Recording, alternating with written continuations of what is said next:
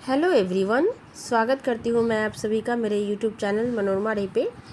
तो पिछले वीडियो में मैंने जागरण गीत पाठ से जागरण गीत कविता को आप सभी को समझाया था। ठीक है, और जैसा कि मैंने कहा था कि मैं जल्द ही इस पाठ से प्रश्न उत्तर का वीडियो भी लेकर आऊँगी, तो मैं प्रश्न उत्तर का वीडियो भी आज बनाने वाली हूँ। तो आप सभी शुरू से अंत तक मेरे साथ बने रहिए। तो देर ना करते हुए चलो बच्चों शुरू करते हैं। सबसे पहला क्वेश्चन है, कवि बेखबर लोगों को किस प्रकार जगाना चाहते हैं? तो कवि बेखबर लोगों को अपनी गीत गाकर जगाना चाहते हैं। क्यों? क्योंकि गीत गाने से, साधारण तरीके से बोलने से लोग उतना ध्यान नहीं देते जितना थोड़ा अलग तरीके से हम लोग बोलकर उनका ध्यान ले सकते हैं। तो कवि क्या करते हैं, बेखबर लोगों को गीत गाकर जगाना चाहते हैं। अस्ताचल और उदयचल से कवि का आशय क्या है? तो अस्ताचल और उदयचल से कवि का आशय निराशा के बाद आशा का संचार करना है। इसका लॉन्ग रूप में भी आंसर आप लिख सकते हैं बच्चों। मैं आपको लिखा हुआ दिखाती हूँ, मेरे स्टूडेंट को मैंने लिखवाया है। देखिए, प्रस्तुत कविता में अस्ताचल से कवि का आशय है यह है कि आम जनता का पतन होने से बचाना, और उदयचल का आशय यह है कि कवि जनता को विकास की तरफ ले जाना चाहते हैं।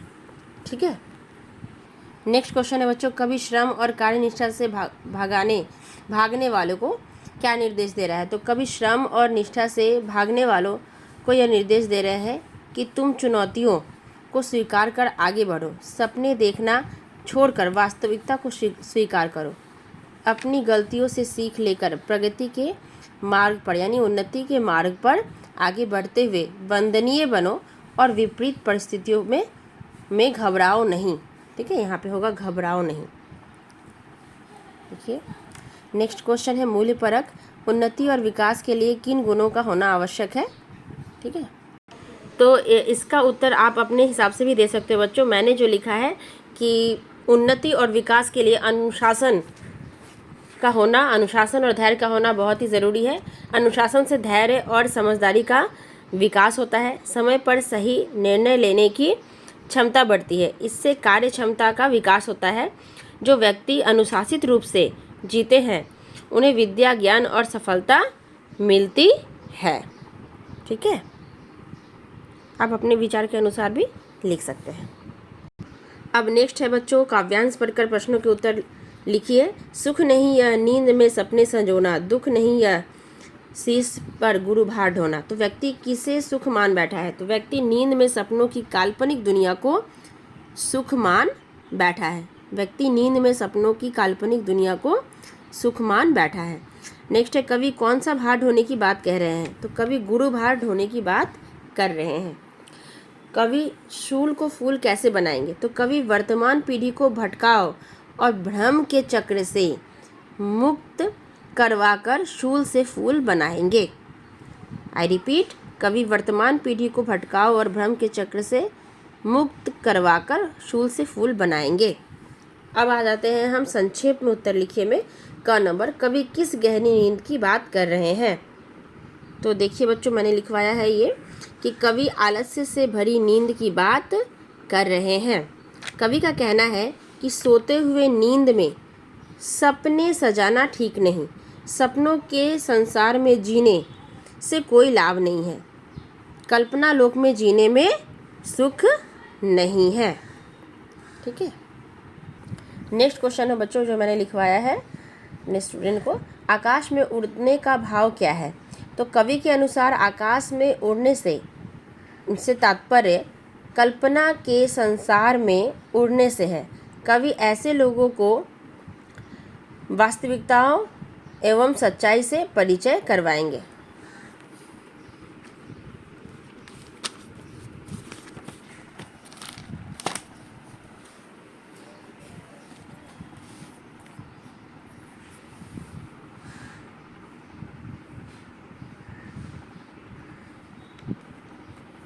ठीक है, आगे देखिए, मझधार से कवि का क्या अर्थ है? मझधार से कवि का अर्थ यहाँ पे कवि गलत है, यस। कवि का अर्थ है जीवन में आने वाली बाधाओं, समस्याओं एवं, ठीक है, यहाँ पे एवं होगा, ये एवं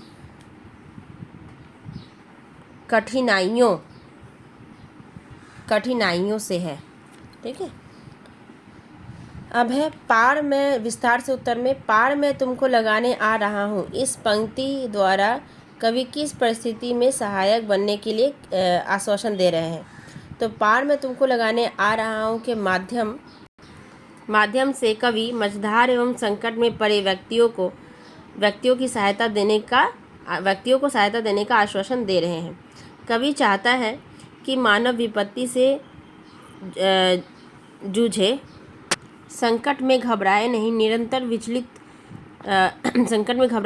निरंतर विचलित हुए बिना आगे बढ़ता रहे।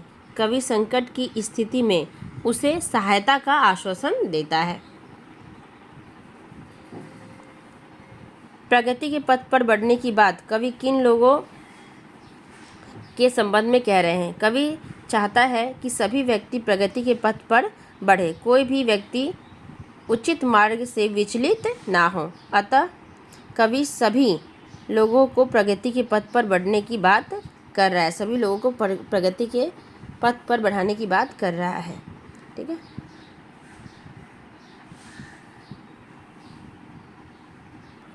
उसके बाद लास्ट क्वेश्चन ये है जो इम्पोर्टेंट है बच्चों, संकीर्णताओं और श्रृंखलाओं से आप क्या समझते हैं? इनसे कैसे मुक्त हुआ जा सकता है? तो संकीर्णताओं और श्रृंखलाओं से आशय मन के संकुचित विचारों एवं बंधनों से है, जिसे कवि छोड़ने के लिए कह रहे हैं। मन की क्षुद्रता को दूर करके इनसे मुक्त हुआ जा सकता है। आशा करती हूँ बच्चों आप सभी को सारे प्रश्न उत्तर अच्छे से समझ में आ गए होंगे। कहीं आपको कोई परेशानी हो तो आप मुझे कमेंट करके ज़रूर बताएं। और ये वीडियो अगर आपके लिए ज़रा भी हेल्पफुल हो तो आप इस वीडियो को ज़्यादा से ज़्यादा लाइक और अपने दोस्तों के साथ शेयर ज़रूर करें, ताकि और अगर आप नए हैं तो मेरे चैनल को सब्सक्राइब ज़रूर करें, ताकि कोई भी नया वीडियो आए तो आपको सबसे पहले मिले। मिलते हैं नेक्स्ट वीडियो में, तब तक के लिए बाय एवरीवन।